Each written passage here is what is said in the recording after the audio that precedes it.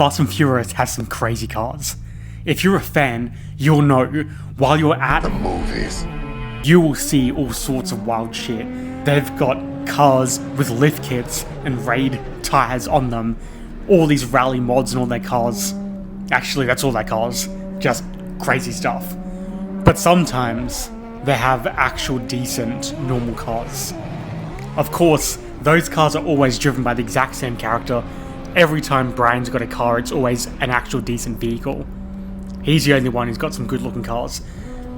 This time, I've managed to find a scale model of the white Supra that is at the end of Fast and Furious 7. If you've seen that movie, you have seen that movie, that's the car that's at the end. Now, it's not just a standard Supra, it's quite obviously a 1,000 horsepower build, just the way it's been put together. Really cleanly done. Under the hood, you've got the twin turbo 2JZ. Obviously, that's what's in the vehicle. We don't have any of the non-turbo versions here because that'd be fucking stupid. The engine looks really good. The turbo is massive, but there's like a big canister behind it. I don't know what that is, but either way, big turbo. Inside the car, it's got the 3 pedals. If you don't know why it's got 3 pedals, then don't get in the car ever. But the pedals look good. They look like they're metal, even though they're not metal, they're plastic. Steering wheel is well detailed. There's some massive detail on these speed dials here. Too tiny to read, but it looks like there's some good detail there. It's got the manual handbrake, stick shift, all the good stuff. In the back, it's an old school car, so they've gone for old school sort of stuff. 2 tanks of NOS, which is fine. But you can see right here, we got 3 amps and 2 subs.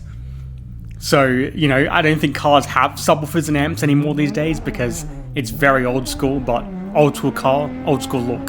Finishing up at the back, it's got a straight pipe style exhaust on the back. One of those cheap ones. If you know, you know.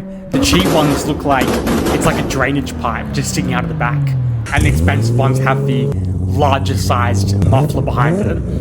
This one's gone for the cheap sort of look. Pipes all twisted up. It's still a straight pipe. The wheels are too big for a car with this sort of power.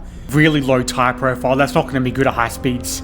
It's going to deform and it's not going to give you any grip.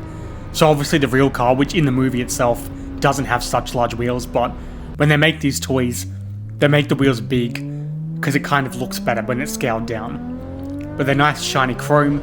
You can see it's got the calipers behind it with the brake disc. Those are aerated brake discs, large size calipers, probably like 6 piston. They are very decent looking. Their wheels run really smoothly. This is a really well detailed scale model car. Fast 10 was supposed to be back to the roots. It still wasn't, but there's still hope for the next part, Fast 10 Part 2. Hopefully they've got some more normal looking cars and they're back to stealing DVD players.